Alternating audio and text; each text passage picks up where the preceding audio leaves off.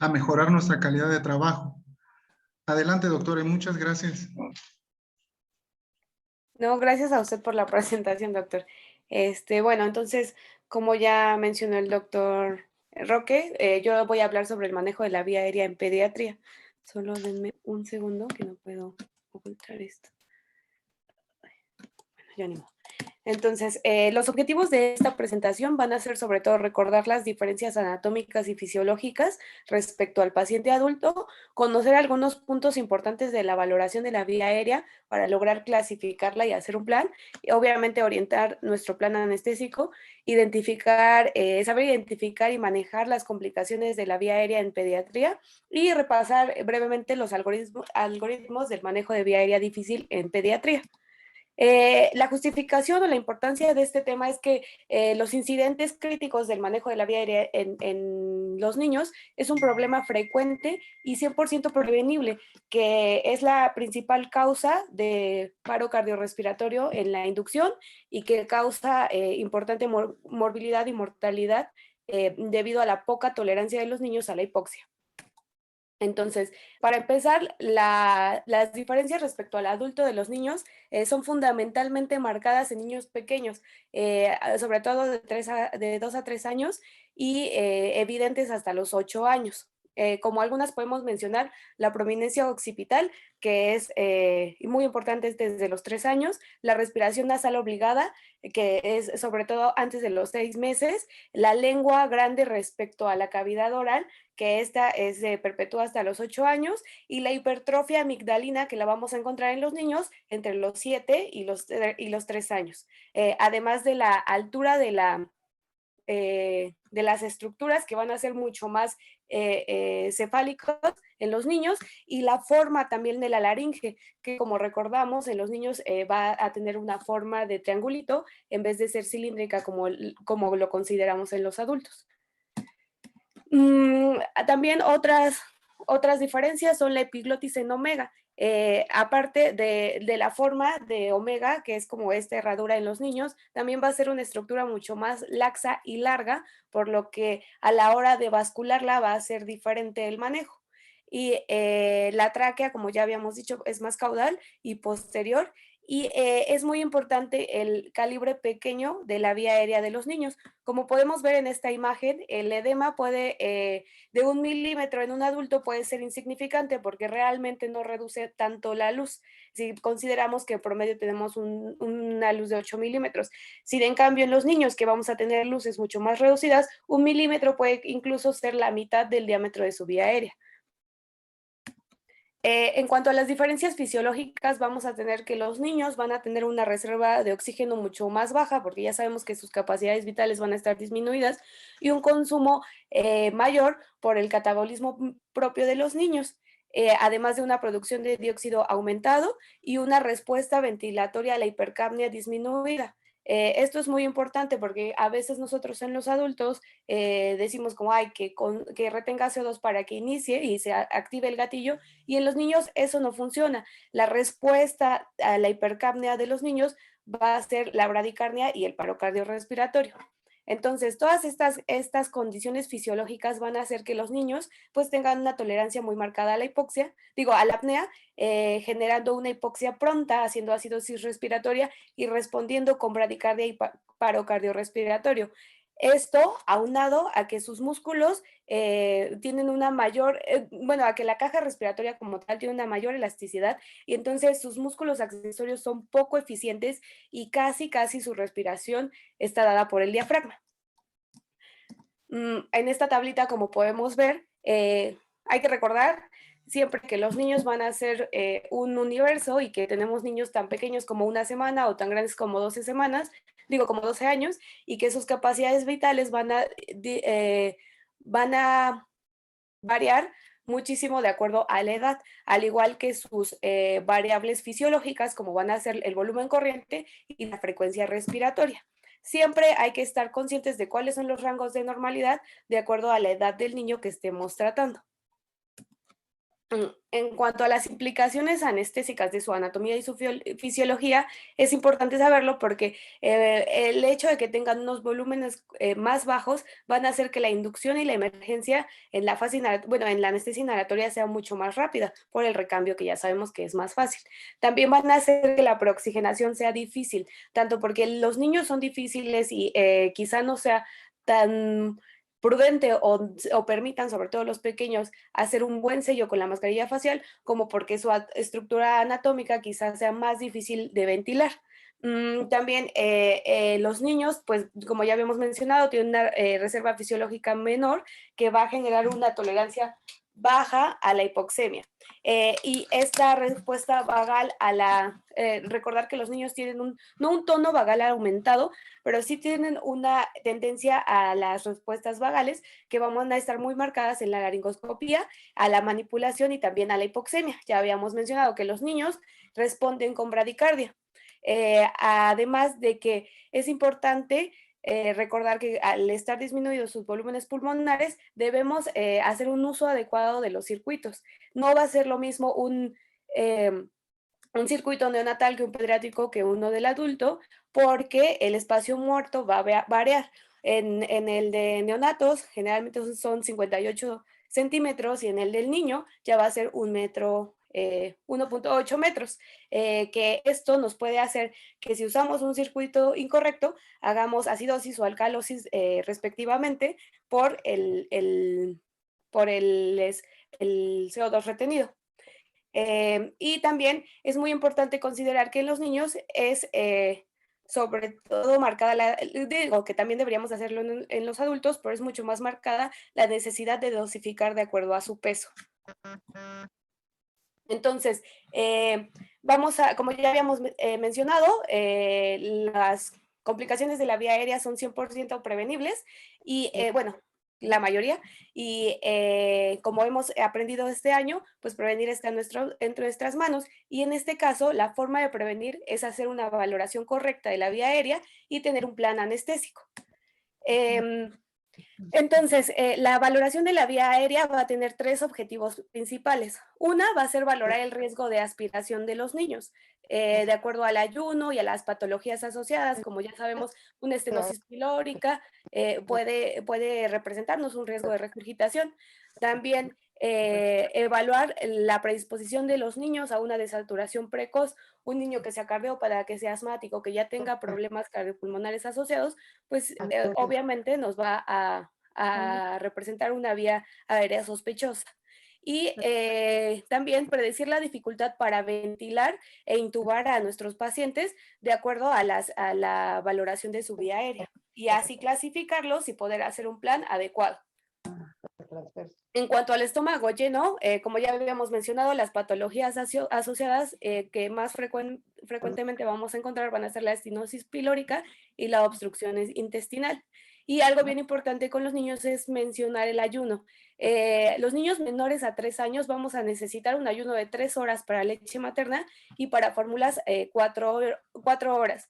Es muy importante porque los niños, como ya habíamos mencionado, que tienen un catabolismo aumentado, tienden muy fácil a hacer acidosis e hipoglucemia secundario al ayuno. También, ahora, en los niños mayores a 3 meses, vamos a tener un ayuno similar al de los adultos, 2 horas para líquidos claros, y 4 horas para leche materna y 6 horas para sólidos y leche de fórmula. Y cuando los niños tienen alimentación enteral a través de una sonda, si es transpilórica son 4 horas y si es mucho más allá del píloro, que puede ser duodenal o yeyunal, no necesitan un ayuno como tal. En cuanto a las estrategias para minimizar la hipoxemia, estos niños que, porque ya tienen una patología pulmonar, no sé, una neumonía, una bronquiodisplasia, que ya sabemos que van a desaturar con mucha más facilidad, podemos incluir en nuestro plan algunas estrategias para minimizar esos tiempos de hipoxia, como puede ser una inducción de secuencia rápida, que es la recomendable en todos los niños, intubar una vez en cuanto cese la ventilación espontánea, también mantener una ventilación espontánea si es una vía aérea difícil, que esto quizás suene complicado, pero para algunos procedimientos puede ser idóneo, y también hacer ventilaciones apnéicas usando ya sea la cánula nasofaríngea, que es como lo ideal, o las puntas nasales, que también está descrito que, por ejemplo, que nos da hasta 45 segundos más de tiempo extra para que caiga 10% la saturación en un niño. Entonces, si son 45 segundos, de 100 a 90 en un niño, normalmente, si le ponemos las puntas nasales, podemos tener hasta minuto y medio para lograr manipular esa vía aérea. En cuanto a la evaluación de la vía aérea difícil, vamos a tener que hay niños que va a ser evidente que son una vía difícil porque tienen alguna malformación o anomalía cranofacial, como estos niños de los síndromes como polisacaridosis, ALF, entre otros. También hay que evaluar mucho el tamaño y la simetría mandibular. La hipoplasia mandibular está ampliamente relacionada con la dificultad para intubar a los niños y también para la dificultad para ventilarlos. La movilidad cervical, que muchas veces quizá porque los niños son pequeños no la exploramos a conciencia, pero a la hora de que el niño llora, de que se agita, que voltea a ver a la mamá, podemos fácilmente deducirlo. También es importante en los niños la respiración ruidosa y preguntarle a la mamá si roncan, sobre todo por esta etapa de hipertrofia amigdalina, y el tamaño y la forma de la lengua y el paladar, que como ya habíamos mencionado puede ser difícil por el hecho de que son complicados de explorar, pero podemos evaluarlo cuando el niño llora, cuando el niño grita.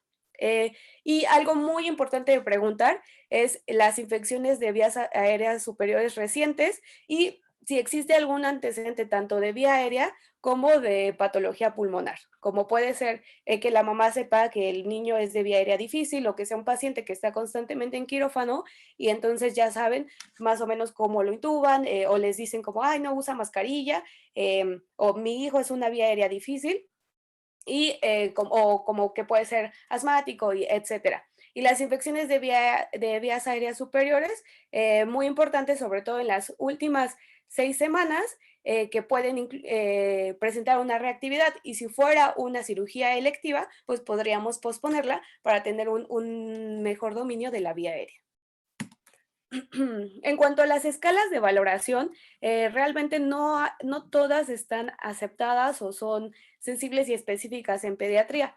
Encontramos que la escala de Malampati es más o menos fidedigna con una correlación con el Corman que podemos encontrar a partir de los 4 años, pero antes la realidad es que no es una escala confiable.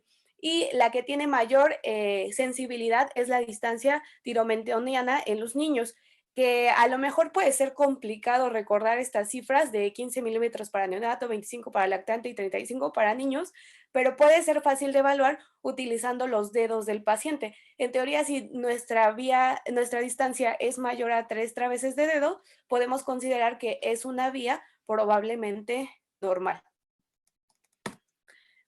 Entonces, de acuerdo a estas clasificaciones y a nuestra experiencia clínica, podemos evaluar y clasificar la vía aérea en 3.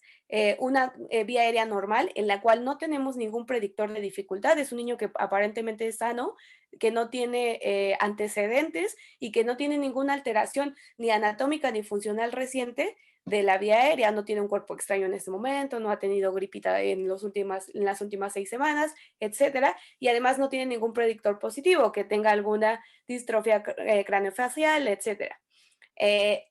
Una vía sospechosa, en el cual si bien no tiene ningún predictor de vía aérea difícil anatómico, existe algún antecedente o alguna patología de la vía aérea, como el niño es asmático o tiene antecedente de una vía aérea difícil en una cirugía previa, y una vía aérea claramente anticipada, en la cual la anatomía está alterada evidentemente.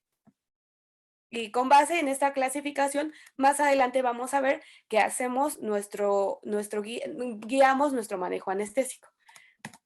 Entonces, vamos primero a ver cuáles son los dispositivos que tenemos para abordar la vía aérea y que es muy importante en los niños, como ya habíamos dicho, que son un abanico de posibilidades, hacer una elección apropiada tanto del tamaño como del dispositivo que vamos a usar.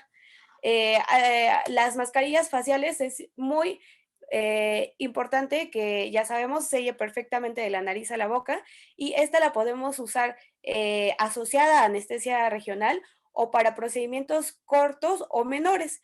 Siempre que tengamos una mascarilla facial y que queramos asegurarnos de que hay una ventilación apropiada, las guías nos recomiendan usar una cánula de Guedel del tamaño apropiado para nuestro niño, siempre midiéndolo de la comisura a la oreja, o idealmente una cánula nasofaringea en la cual debemos medir también del orificio al ángulo y ver el grosor que sea del tamaño del meñique del niño para evitar la isquemia de la mucosa nasal alrededor.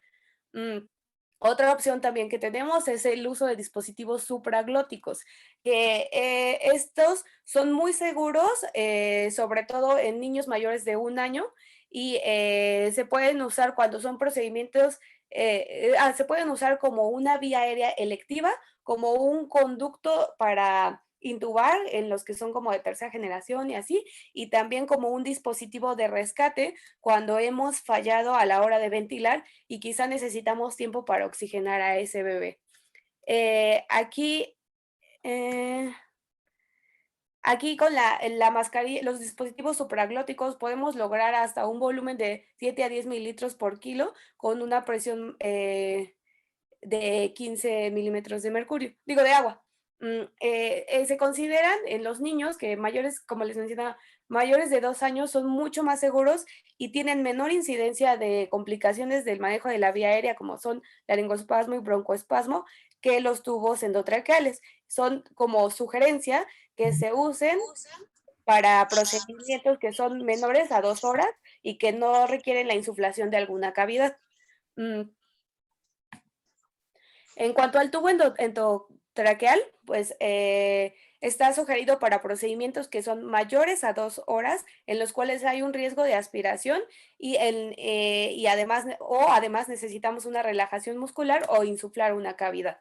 Ya sabemos que existen los tubos endotraqueales con manguito y sin manguito.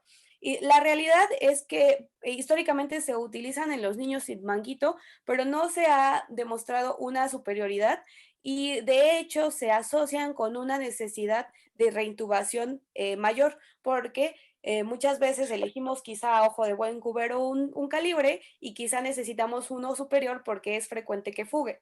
Entonces, podemos elegir uno de manguito que se han demostrado que son seguros y que necesitamos en esto sí verificar la presión del manguito del Sí, tubo que sea comprar una menor a medicina. 20 centímetros de agua. En cuanto a la anatomía de los niños, podemos como ver en esta imagen, ay, no puedo señalar, pero podemos ver en la imagen de la izquierda que la laringe es un elipse y realmente un tubo redondo como es el que no tiene manguito, pues no sella por completo y entonces podría aumentar la fuga. En cuanto a cómo calcular el tubo, pues ya recordamos la técnica. Si lo usamos sin manguito es 4 más la edad entre 4 y si lo usamos con manguito, se sugiere que se disminuya a 0.5 el calibre, entonces sería 3.5 más la edad entre 4. Ahora, en cuanto al manejo de la vía aérea, se sugiere que haya preparativos previo a que nuestro paciente entre a sala, previo a que lo admitamos, que son indispensables 100% cuando manejamos a un niño. Una muy importante es que haya succión disponible. Otra es que haya múltiples tamaños de mascarilla y que veamos que haga un correcto sellado. También que tengamos disponibles cánulas nasofaringeas como orofaringeas, igual en múltiples medidas. Y algo muy importante que recomiendan sobre todo las guías americanas es que siempre tengamos 2 laringoscopios disponibles. Sugieren que sean la hoja que pensamos que le toca y 0.5 más, por ejemplo 2 y 2.5, o que sea la hoja recta y la hoja curva en la misma medida, como 2 recta y 2 curva. Y también tenemos que tener tubos endotraqueales, un número arriba y un número abajo del French que consideramos que le toca al paciente. Y es muy importante o sugieren las guías que cuando nosotros abordamos un paciente pediátrico, siempre tengamos cargado y calculada la dosis de succinilcolina y de atropina para que a la hora de que exista alguna complicación sea mucho más fácil el manejo. En cuanto a el posicionamiento del paciente, ya mencionábamos que en pacientes menores a 3 años el occipucio es muy prominente.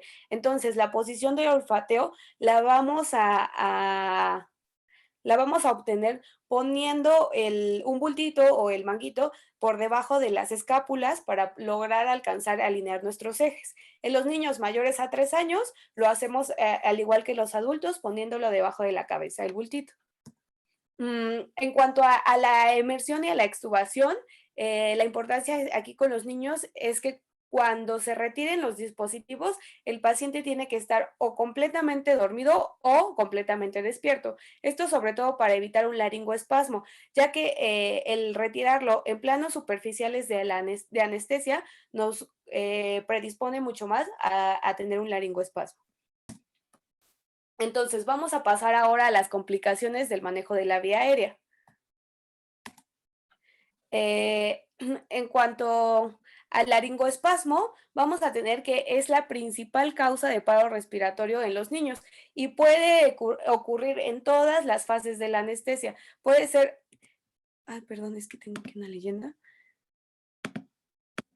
Puede ocurrir durante la inducción, el mantenimiento o incluso en la emersión de la anestesia. Y esta puede causar desaturación, una bradicardia y como complicaciones posteriores, un edema pulmonar, aspiración y paro cardíaco. El laringoespasmo como tal va a ser el cierre definitivo de las cuerdas bucales y va acompañado del descenso de la epiglotis que cierran por complejo el orificio.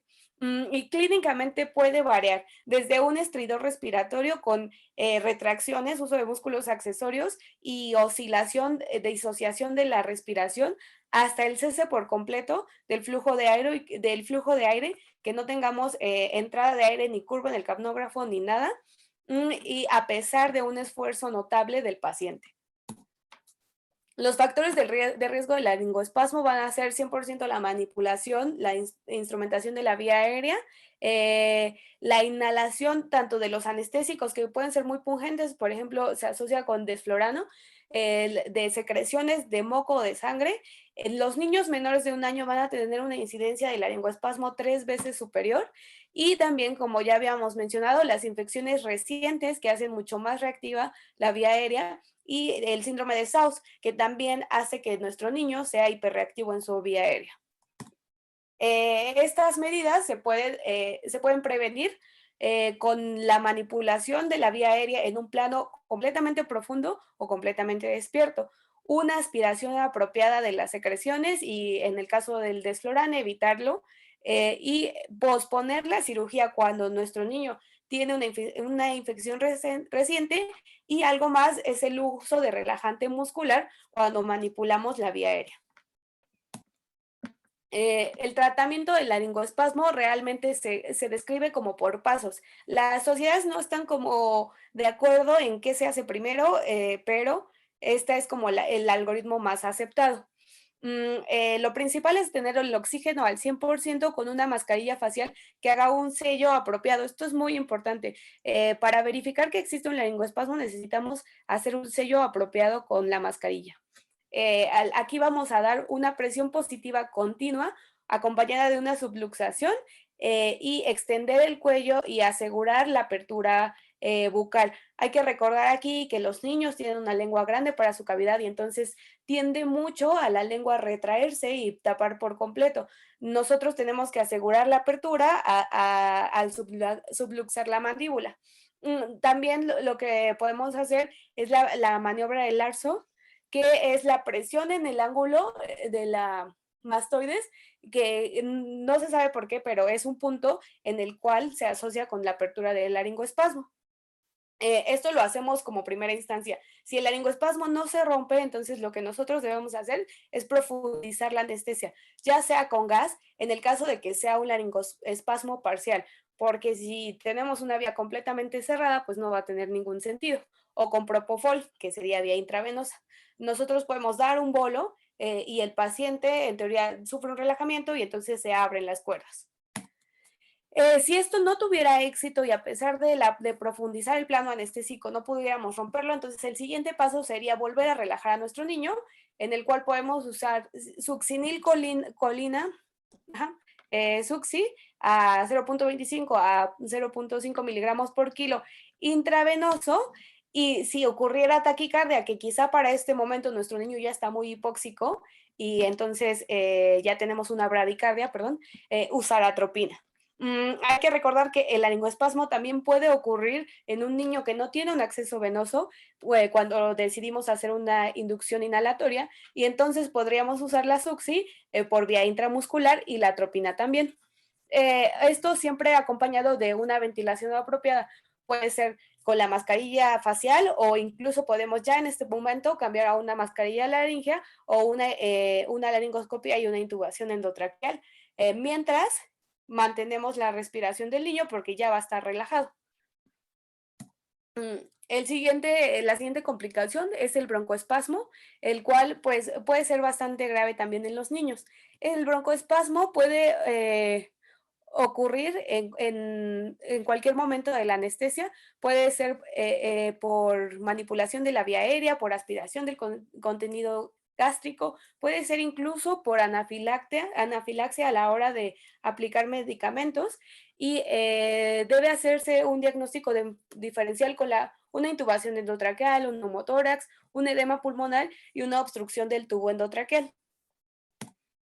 Clínicamente vamos a encontrar sibilancias a la auscultación del tórax, una expiración lenta e incompleta que vamos a poder ver en la curva de capnografía y una elevación de la curva al final. Y incluso en casos graves vamos a ver un descenso o aplanamiento total de la curva, además de una disminución del volumen corriente y de la saturación. Esto es bien importante, aumenta mucho la presión de la vía aérea y disminuye el volumen corriente. También hay que estar, como ya habíamos mencionado, el broncoespasmo puede ser parte de un cuadro de anafilaxia. Entonces, si el broncoespasmo se acompaña de hipotensión, taquicardia y exantema, siempre pensar en una anafilaxia. El tratamiento del broncoespasmo va a ser una oxigenación manual al 100% con una frecuencia lenta y mantenida, con un tiempo expiratorio suficiente para evitar un barotrauma. Si nosotros damos una ventilación con una frecuencia alta y sin dejar que salga el aire, entonces vamos contribuyendo al mecanismo de válvula y que se haga un neumotórax a futuro. Esto acompañado de los siguientes pasos. Lo que podemos hacer aquí es profundizar la anestesia con propofol o con ketamina o con cualquier gas anestésico que estemos dando, si es inhalada, en primera instancia. Si no logramos romper el broncoespasmo, entonces lo siguiente sería utilizar un betagonista de corta acción, por ejemplo, salbutamol.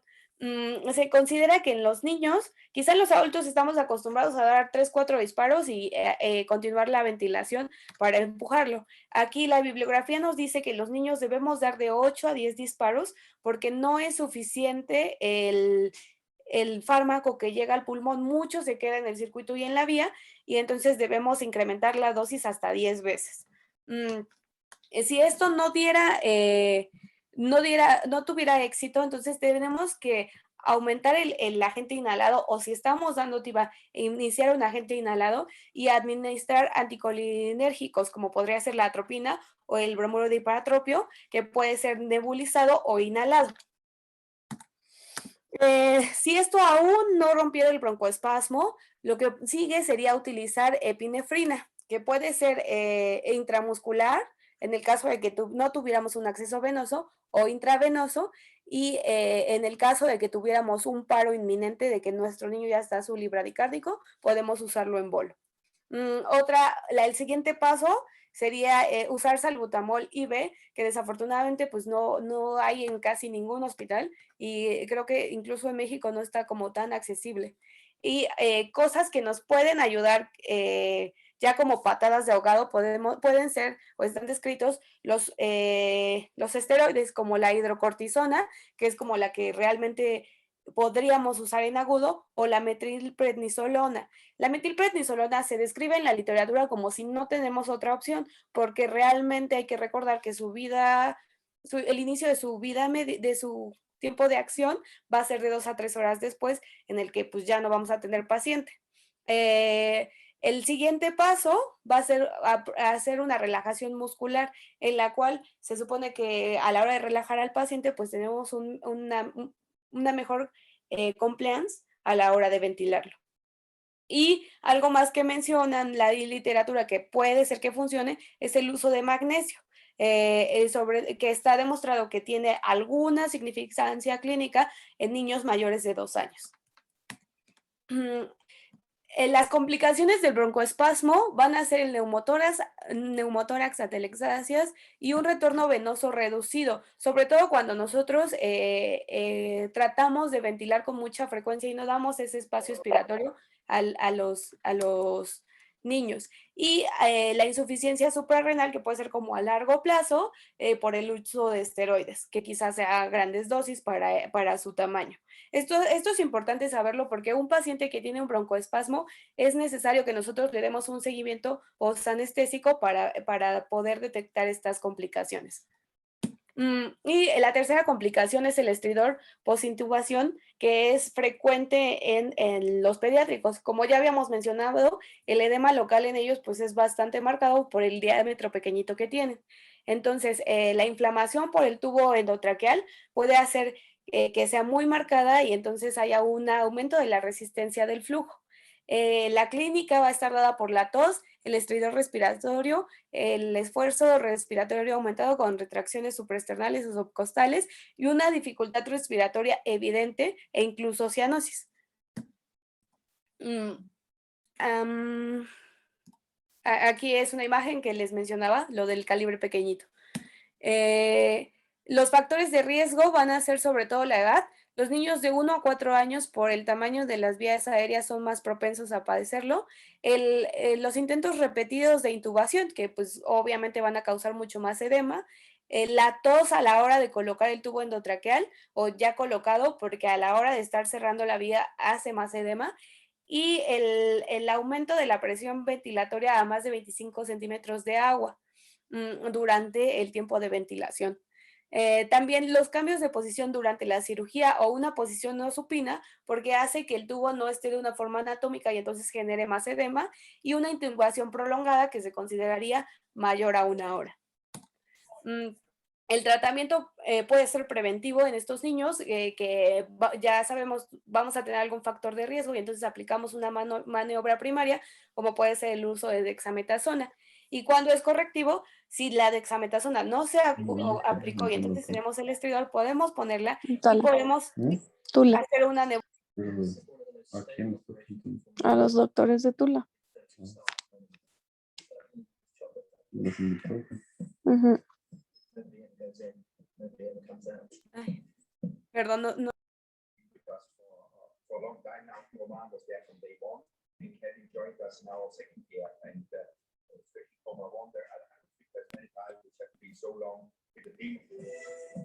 Sí, perdón, ¿me escuchan? Sí, doctora, adelante. Perdón. Sí, entonces les decía que podemos corregirlo con el uso de epinefrina. No en todos los hospitales tenemos la fortuna de tener epinefrina racémica. Entonces aquí les puse la dosis de la epinefrina normal, nebulizada, que realmente solo es una dosis mucho, mucho más pequeña. Es de 0.005 miligramos por kilo, que la podemos nebulizar durante algunos minutos para lograr corregir ese edema de la vía aérea. Ahora, por último, vamos a ver rápidamente, para que ya no se duerman, los algoritmos vamos a mencionar los algoritmos de valoración de la vía aérea. Digo, los algoritmos de vía aérea difícil. Hay que destacar aquí que todas las sociedades tienen algoritmos distintos y todos lo que se centran es en la oxigenación. O sea, lo principal en estos pacientes va a ser mantener una oxigenación adecuada. Algo muy importante que me pareció apropiado mencionarlo es que el algoritmo empieza desde la valoración de la vía aérea. Si es una vía normal y nosotros podemos continuar el caso, o si ya sospechamos que va a ser una vía sospechosa o incluso ya diagnosticada como vía difícil, y ver si somos capaces, si tenemos el equipo necesario para tratar esta vía aérea. Entonces continuaremos a hacerlo. Y si no lo somos, hay que decidir si la cirugía es realmente vital y es una urgencia, y entonces el riesgo-beneficio de hacerlo va a ser mayor.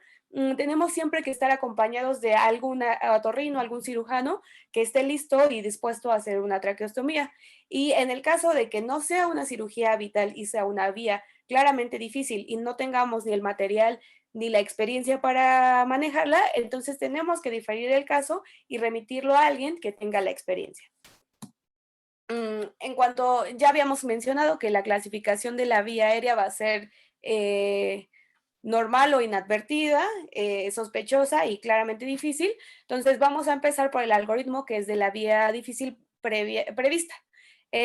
Vamos a tener aquí un plan A y un plan B, y lo importante de este manejo es que una vez reconocida la vía aérea difícil, tenemos siempre que estar acompañados. Los algoritmos mencionan que tienen que haber 2 expertos de la vía aérea pediátrica en sala y un carro de vía aérea difícil, que yo creo que es muy difícil tenerlo en todos los hospitales, pero sí podemos asegurarnos de contar con todos los recursos y dispositivos necesarios si ya sabemos que va a ser un paciente difícil.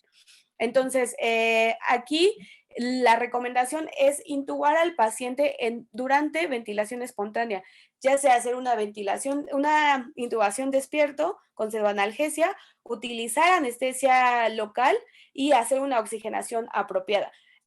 Aquí nos sugiere, si hacemos una intubación en ventilación espontánea, podemos usar un broncoscopio, algún dispositivo de tercera generación, un dispositivo supraglótico, o hacer una laringoscopía con un paciente despierto y sedado.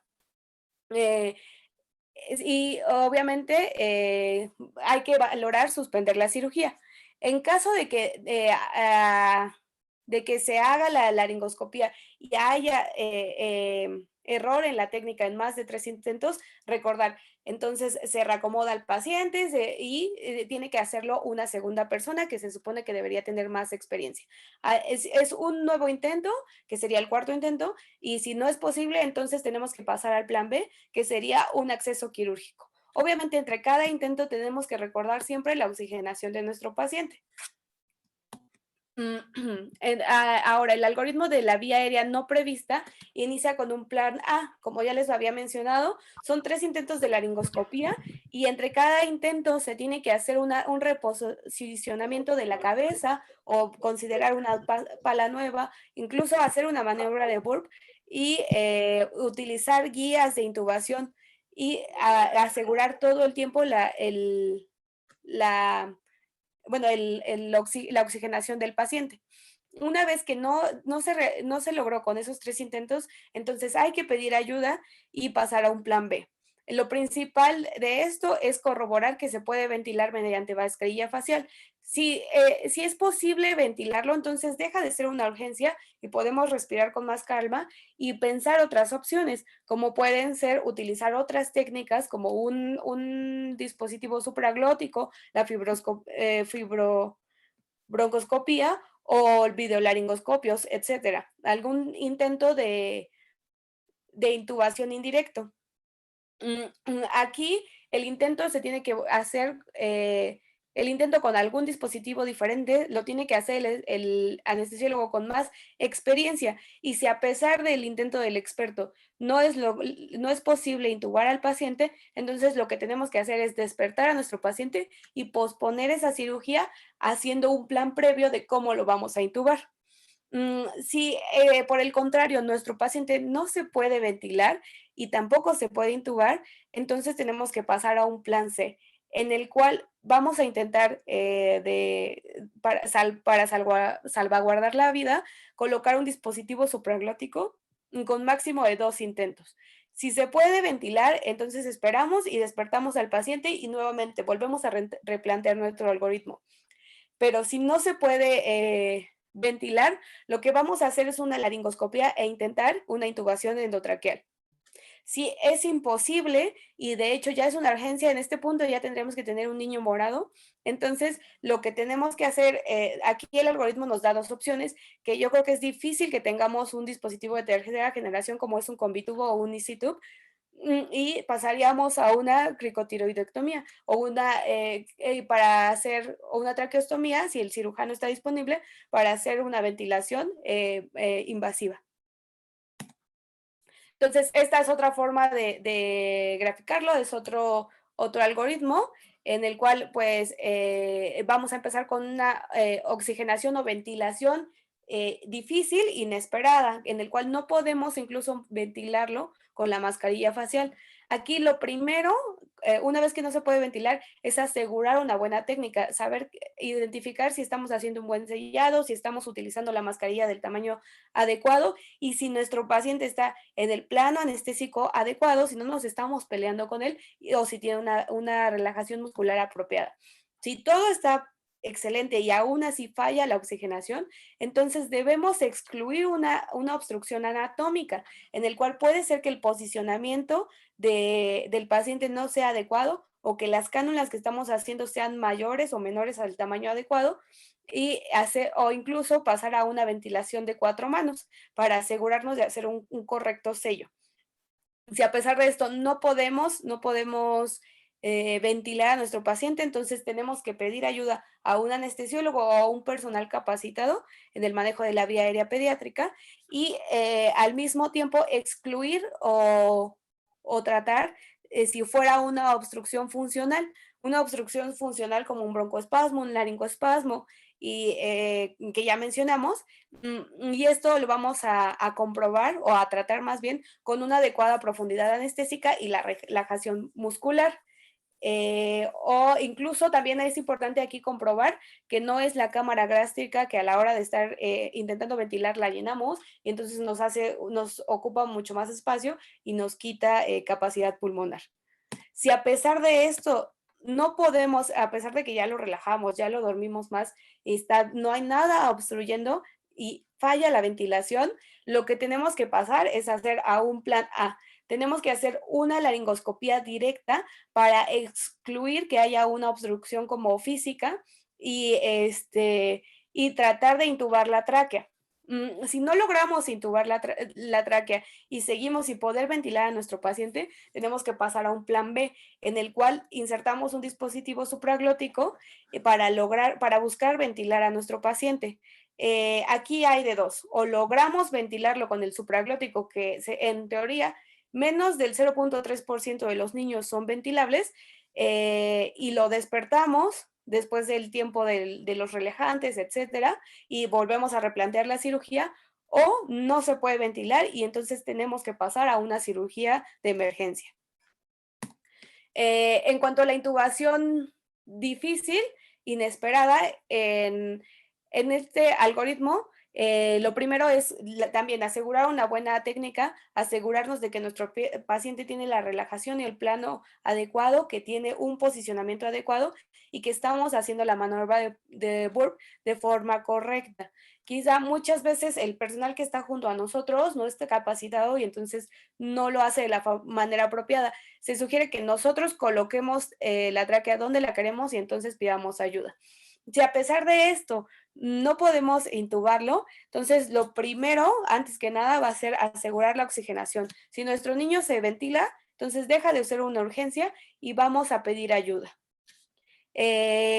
Aquí vamos a pasar a un plan A, en el cual tenemos que mejorar la técnica y las condiciones de la laringoscopía. Esto puede ser que quizá no estamos desplazando apropiadamente la lengua, que quizá nuestro paciente no tiene la extensión apropiada para alinear los ejes, que quizá los mangos, las palas que estamos utilizando no sean las apropiadas. Siempre en los niños hay mucha controversia de que se tiene que usar la recta.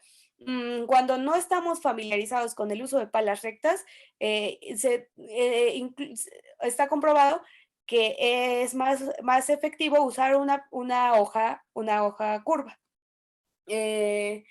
Aquí se tiene que limitar las laringoscopías. En este otro algoritmo limitamos los intentos máximos a 2. Perdón.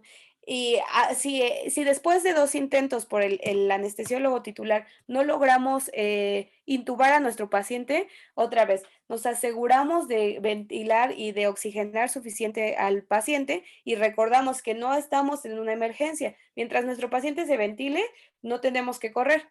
Aquí vamos a pasar al plan B, en el cual vamos a utilizar una laringoscopia indirecta, como puede ser a través de un AirTag, de un fibroscopio, de un laringoscopio, y, intentar a través de un dispositivo de tercera generación de una mascarilla laringea. También vamos a limitar los intentos a 2 y si no lo logramos, entonces volvemos a asegurarnos de que ventile y de que esté oxigenando.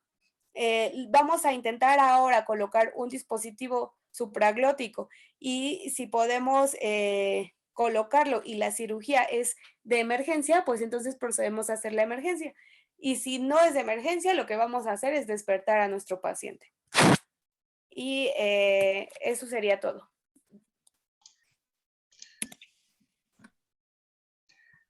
Muchísimas gracias, doctora Laura. La verdad estoy muy complacido por su amplia explicación. Es un tema muy, muy amplio y bastante complejo para muchos compañeros, incluso en lo particular, sobre todo cuando pues, nos avisan que va a entrar a sala un pediátrico. Es muy importante a todos los compañeros que hagamos énfasis en que muchas veces se nos olvida ver al paciente antes de entrar a sala, mucho antes. A veces estamos viendo al paciente ya prácticamente entrando al quirófano, no nos preparamos con todos los dispositivos e instrumentos necesarios para poder abordar una vía aérea difícil. Entonces, la importancia de conocer a nuestro paciente desde su peso, su estado anatómico, si hay algún antecedente, todo es muy importante para nosotros estar al pendiente en caso de que se llegue a presentar alguna complicación. La doctora hizo énfasis en la clasificación de la vía aérea como la normal o la inesperada, la sospechosa y la inadvertida. Entonces es muy importante conocer muy bien esa clasificación para ubicarnos específicamente cómo vamos a abordar a nuestro paciente pediátrico. ¿Sí? Siempre tener presente que debemos tener dispositivos extras o opcionales en casos de no poder ventilar al paciente. Muchas veces cuando se inicia una inducción anestésica y no podemos ventilar a nuestro paciente, se nos olvida que a veces la simple posición o algún dispositivo oral que nos permita ventilar mejor al paciente se nos olvida y en muchas ocasiones nos aceleramos a querer hacer una laringoscopia para poder intubar. Entonces, es muy importante conocer bien la secuencia de todo lo que tenemos que hacer ante un paciente pediátrico y sobre todo conocer si nos vamos a enfrentar a una vía aérea difícil. Pues le agradezco nuevamente a la doctora. Veo que se conectaron muchos compañeros, les agradezco también de antemano. Y veo personas que se conectaron. No sé si alguien quiera opinar algo, preguntar algo a la doctora, con toda confianza. Le cedo la palabra.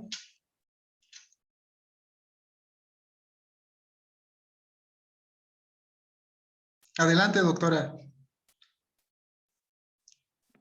Está apagado su micrófono, doctora.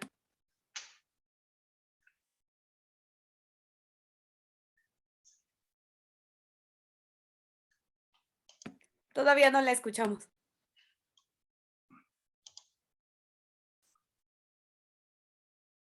No se escucha. ¿Cómo? A ver, ¿me escuchan? Sí, ya la escuchamos. Ok. Bueno, antes que nada, agradecerte. Me costó trabajo entrar, pero bueno, finalmente sí alcancé parte de la plática, mucha parte. Nosotros manejamos poco paciente pediátrico, pero yo creo que quien tuviera también que hablar un poquito más de pediatría sería la doctora Sari, porque ella tiene mucha experiencia con los bebés. A mí me gusta cómo maneja ella la anestesia pediátrica porque bloquea mucho a los bebés y realmente somos pocas las gentes que bloqueamos bebés.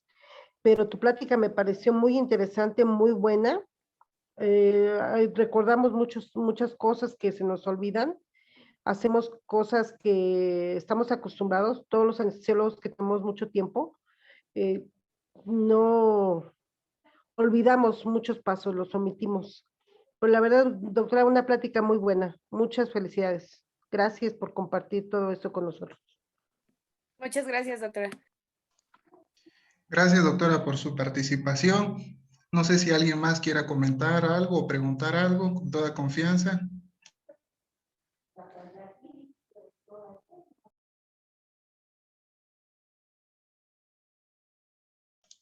Poco a poquito, ¿eh? No, uno por uno.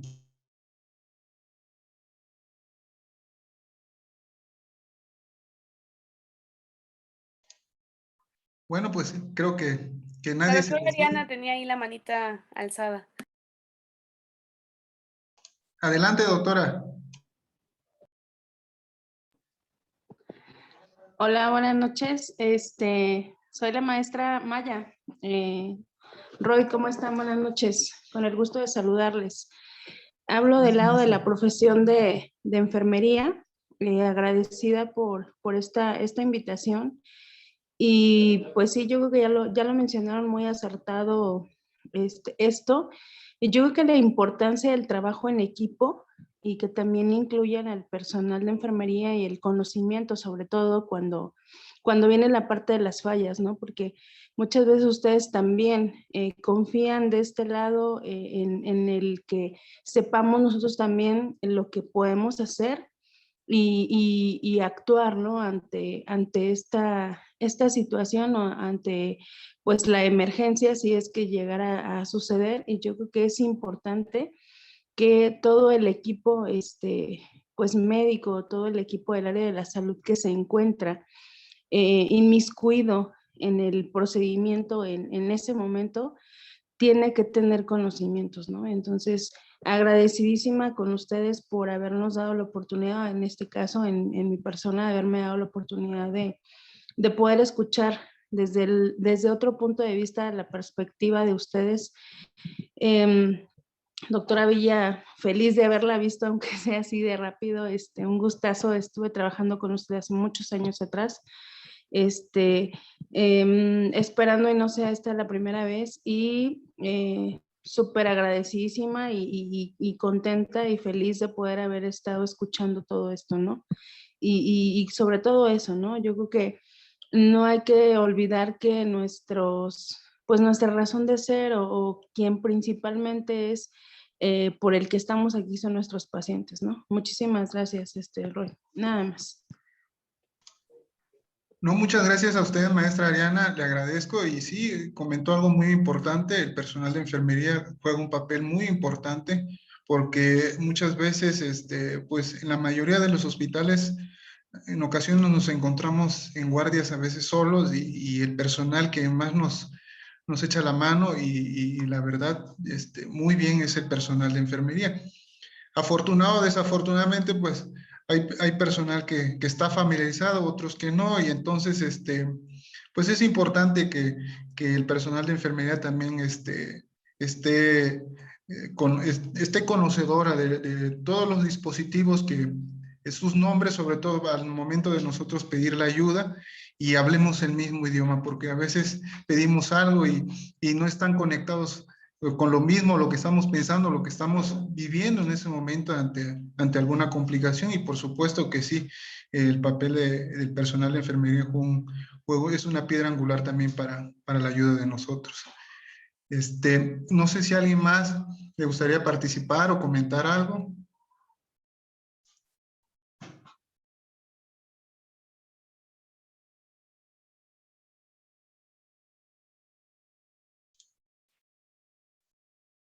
Bueno, parece que ya no.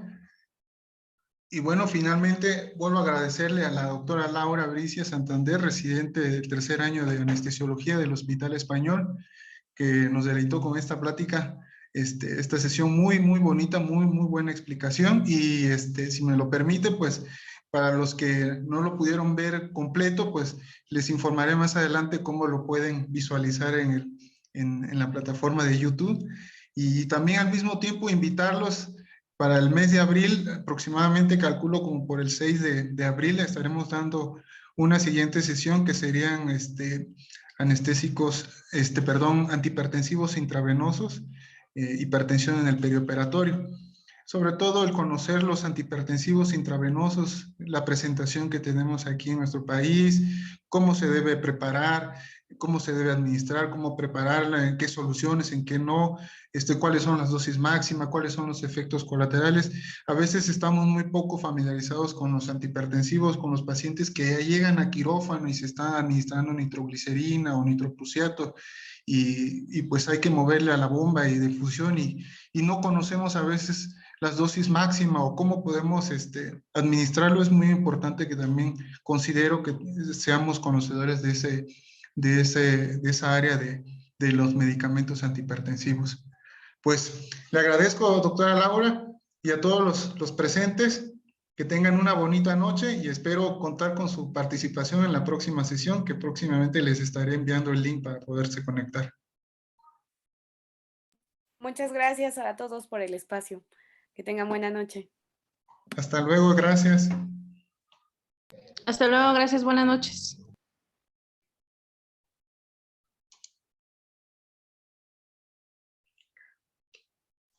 ¿Cómo le doy aquí?